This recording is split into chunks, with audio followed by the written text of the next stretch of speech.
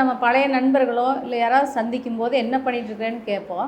அப்போ அவங்க சொல்லுவாங்க, ஏதோ தொழில் பண்ணிகிட்ருக்கிறேன், இல்லை ஏதோ ஒரு வேலைக்கு போயிட்டுருக்கிறேன் அப்படின்னு சொல்லுவாங்க. ஆனால் அவங்க படித்தது வந்து வேறு எதோனா இருக்கும், செய்கிற தொழில் வந்து வேறையாக இருக்கும். அப்போ நம்மளே கேட்போம், இன்னும் அதை படிச்சுட்டு இதை பண்ணிகிட்ருக்குற அப்படின்னு கேட்போம்.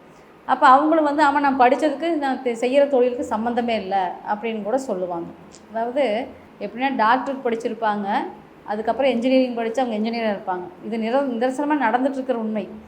அப்போ இந்த மாதிரி படிப்புக்கும் செய்கிற தொழிலுக்கும் சம்மந்தமே இல்லாமல் மாறக்கூடிய அமைப்பு ஜாதக ரீதியாக இருக்கக்கூடியது என்னென்னு பார்க்கலாங்க. இப்போ படிப்பு அப்படின்னு எடுத்துட்டாவே புதன் கூட எந்தெந்த கிரகங்கள் இருக்குதோ அது சார்ந்த கல்வி அவர் விரும்பி படிப்பார். ஆனால் தொழிலை குறிக்கக்கூடிய கிரகம் சனி. அந்த சனியுடன் எந்த கிரகம் இருக்கோ அது சார்ந்த தொழிலைத்தான் அவர் வாழ்நாள் பூரா செய்வார்.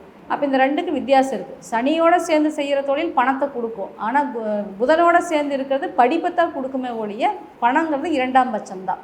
அப்போ அந்த வகையில் ஒருவருடைய ஜாதகத்தில் புதனோடு சேர்ந்த கிரகங்கள் படிப்பு தொடர்பான விஷயங்களையும், சனியுடன் சேர்ந்த கிரகங்கள் தொழில் தொடர்பான விஷயங்களையும் அந்த ஜாதகருக்கு கொடுக்கும். அப்போ ஒருத்தரோட ஜாதகத்தில் இவருக்கு எந்த தொழில் அமையும் அப்படின்னு கேட்டாங்கன்னா நம்ம அந்த புதனையும் பார்க்கணும், சனியும் பார்த்து சொன்னோம்னா தான் அந்த படிப்புக்கும் தொழிலுக்கும் தொடர்பான அமைப்பு அமையும்.